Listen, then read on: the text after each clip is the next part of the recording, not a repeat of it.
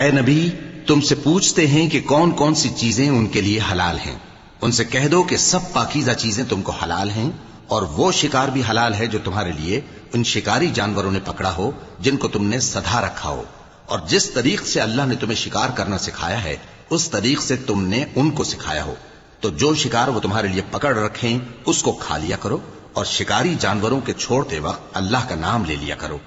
اور اللہ سے ڈرتے رہو، بے شک اللہ جلد حساب لینے والا ہے۔ آج تمہارے لیے سب پاکیزہ چیزیں حلال کر دی گئیں، اور اہل کتاب کا کھانا بھی تم کو حلال ہے اور تمہارا کھانا ان کو حلال ہے،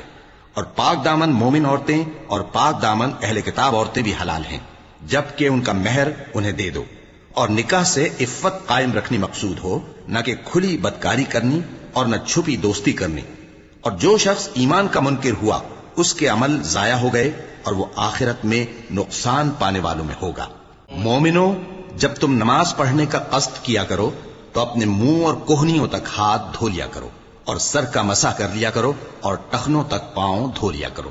اور اگر جنابت کی حالت میں ہو تو نہا کر پاک ہو جایا کرو، اور اگر بیمار ہو یا سفر میں ہو یا کوئی تم میں سے بیت الخلا سے ہو کر آیا ہو یا تم نے عورتوں سے مقاربت کی ہو، پھر تمہیں پانی نہ مل سکے تو پاک مٹی لو اور اس سے منہ اور ہاتھوں کا مسح یعنی تیمم کر لو۔ اللہ تم پر کسی طرح کی تنگی نہیں کرنا چاہتا، بلکہ یہ چاہتا ہے کہ تمہیں پاک کرے اور اپنی نعمتیں تم پر پوری کرے تاکہ تم شکر کرو۔